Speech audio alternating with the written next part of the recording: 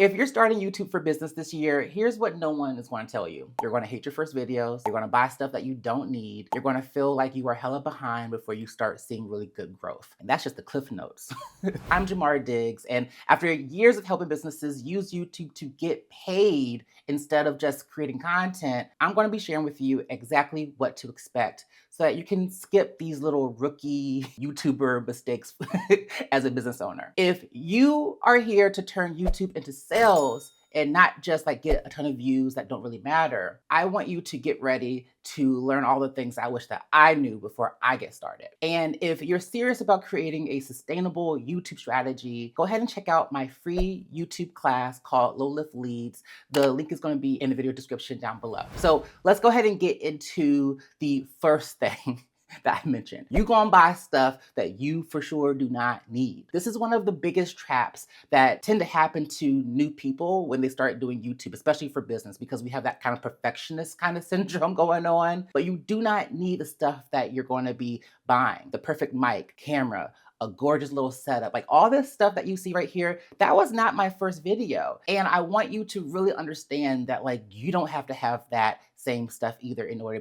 to be successful. I was still getting clients with YouTube by just using my webcam. That's it. That's really all that you need. Because what really happens when you start collecting all of this amazing YouTube gear, like you're about to set it up, like you're about to be the next Mr. Beast or the next Vanessa Lau, you're going to start searching on YouTube or Google how to use insert fancy camera. You're going to spend so much more time trying to learn the tech stuff than using YouTube as the marketing tool that it's meant to be. It's so much easier to keep the tech very, very simple. Grab your phone or a webcam or a very, very simple camera, okay? Use your windows for lighting and just get started, because at the end of the day, you're gonna hate your very first video. So why waste all this money on a bad 4K video? And I feel like that's not what people want to hear when they first do YouTube, because like we're here saying like every single YouTube video should be made part of your strategy. And it is, don't get me wrong, like you'll put some effort behind that video. But when it comes to your performance, the video quality, it may not be your best one yet. And that's okay, because the people that are going to be watching it are still going to get the amazing value that you offer. You just may not really like it that much. The sooner that you end up recording, the sooner you're going to figure out like what really matters. It's not going to be the stuff that's inside your cart. You're going to realize over time that you can just upgrade later when you know how to use certain things, or when you have the capacity to do certain things. Because at this point in time, you probably don't even know if you want to keep YouTube up. So why buy a $700 camera right now when you're trying to figure out how to lay a really good foundation, how to figure out the strategy behind things, how to figure out like your own workflow so that you don't burn out. What I really call it is like you're buying your way into procrastination. And that's not really what we want. Upgrade as you up level. And that's going to be the way to go. Release that shiny object syndrome. And speaking of that first video that I said that you were going to hate, which is good. But I just want to just kind of give you a little truth bomb for a second. Like I said before, you are going to cringe in this video, but it's going to be exactly what you need, because no matter how much you plan or script or edit that first video, it's going to always feel awkward. Now that we got that out of the way, I want to make sure that I'm really hitting home this first video. This first video, you're going to hate it. You're going to hate it. And it's okay. It is okay, because it's going to be progress. No matter how much you plan or script or edit this very first video, the on-camera moment is going to always feel awkward, okay? When you do film this first video, it's going to be like the first draft that's going to give you something to react to tweak, and improve. So this is kind of really what I wanted to drive home here is when you go to the gym, you don't just immediately become jacked. Your body just doesn't immediately become T. You don't get that snatched waist overnight. You really got to put your reps in, and that's really what is similar about YouTube. You may start out a little awkward, not really knowing how to do things. You may have a different low quality camera, or you may just be using your phone, but then over time, you're going to learn certain things. I would challenge that learning the basics first, learning these workflows, learning how you can make time for this is the first focus. I don't care about the tech, because we want to make sure that you can actually be sustainable. This is the kind of thing that I talk about in the Low Lift Club, my YouTube membership, because a lot of people want to get the gear or they really want this first video to be to be amazing. So they go out and hire the editor, they hire all these people, and the video is just a video. It's the first video out of many. You're gonna always create these videos. And so don't get caught up on the first video. You're gonna hate it. It's gonna be okay. Let's move on. Now, one of the quickest ways to kill your momentum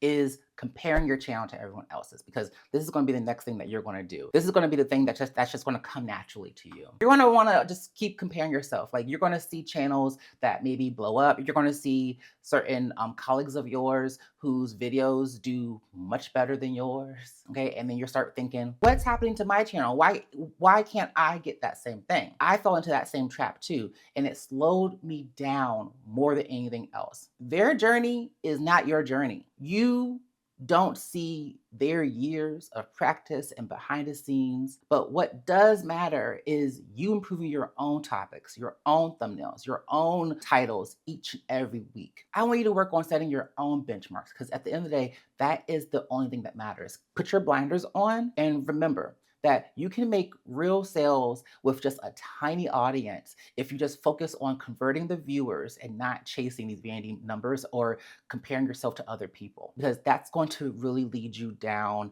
that road of resentment. Have you wondered why people start YouTube channels and then they ghost them after 3 months? It's because mixed in with the tech that they don't know how to use, mixed in with them comparing themselves to other people, worrying about vanity metrics, it does a number on you, especially when you're doing something new, man. Speaking of numbers that don't matter as much as you think, this whole subscriber thing, it is going to trip you up. Subscribers are not the goal. Getting leads from YouTube, that is the goal. That leads me to our next point here. Yes, the subs may look nice, but you cannot pay the bills with subscriber numbers. If you have, let me know. I don't know, because I can't. My bill collectors take money. I think yours do too. What grows your business is turning those viewers into emo subscribers, people who actually want to hear from you, not just people who are willing to hit a button because they like your video. This is the thing that really gets to me. These YouTube shorts, I did a YouTube live on YouTube shorts and YouTube shorts versus longs, but I want you to be very careful with YouTube shorts, because they will seduce you with a big view count,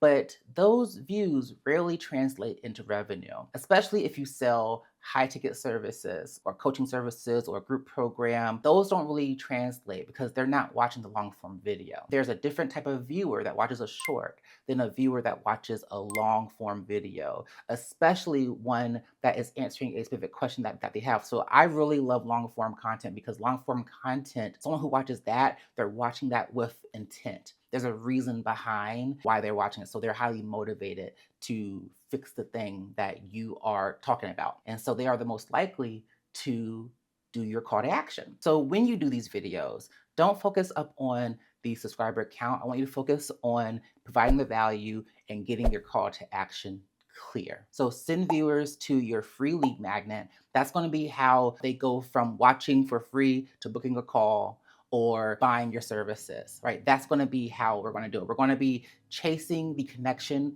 and solving the problems of your ideal clients, not just worrying about these vanity metrics, these high subscriber numbers, even having thousands of views. You don't need all of that. You really don't, in order to make it happen.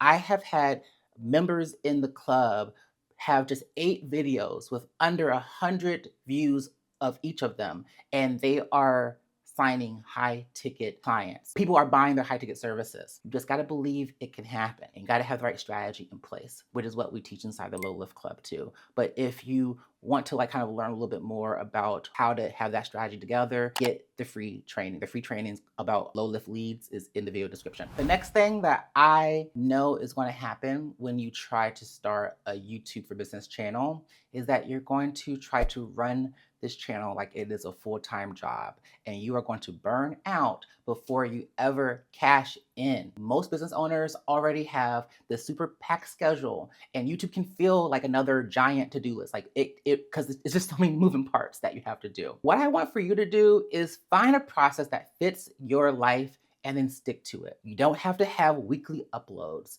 I've seen clients grow with just 2 videos a month. That's what we teach inside the Low Lift Club. Just doing 2 videos a month, and that equates to about 4 to 5 hours a month of YouTube activity. So I want you to batch film, reuse what works, and skip all of this high energy generator activity where you think that you have like posts every week and you have to do shorts too and you have to do all this other stuff. No, 2 strategic videos a month. If you have roughly an hour a week, you can do YouTube. And having it at just 2 videos a month, having your energy output be about 4 to 5 hours a month, that's going to keep you being consistent and to actually enjoy the process. You're going to be able to build this consistency so that you can start building this body of work that gets found and makes sales for you without you having to always be a part of the process. If you do want my low lift workflow or a peek into that, understanding like the behind the scenes on how busy CEOs build YouTube into their sales machine, grab that free class, okay?